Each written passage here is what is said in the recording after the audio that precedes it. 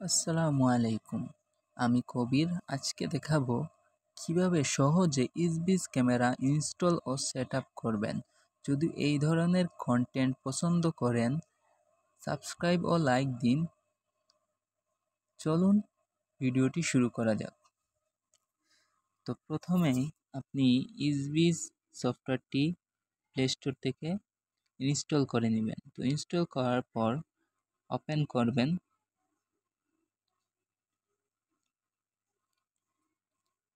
Open করার পর আপনার যদি রেজিস্ট্রেশন করা না থাকে, তো আপনি রেজিস্ট্রেশন করে নেবেন।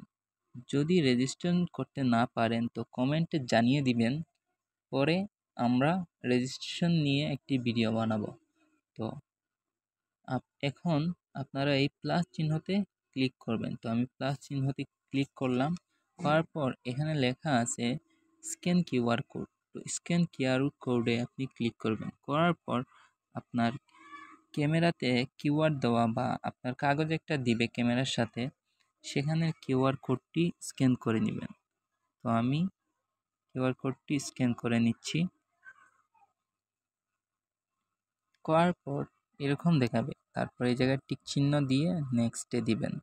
তারপর স্টার্টে দেওয়ার পর আবার টিক চিহ্ন দিয়ে নেক্সটে দিবেন। দেওয়ার পর আপনার ওয়াইফাই সিগন্যাল দেখাবে। তো আমার পাসওয়ার্ডটি দিয়ে দিবেন। তো আমার পাসওয়ার্ডটি দেওয়া আছে। তো নেক্সটে করে দিব। তো নেক্সটে দেওয়ার পর আপনার কানেক্ট যাবে। তো আমি আবার কানেক্টে দিয়ে দিলাম। দেওয়ার পর আপনার এই কানেকশন নিবে। তো কিছুক্ষণ এর জন্য অপেক্ষা করা লাগবে। তো এখানে আপনার যদি অফিস হয় অফিস দিয়ে দিবেন, বাসা হয় বাসা দিয়ে দিবেন। আমি দিয়ে দিলাম ফ্রন্ট পেজ দিয়ে নেক্সট দিয়ে দিলাম।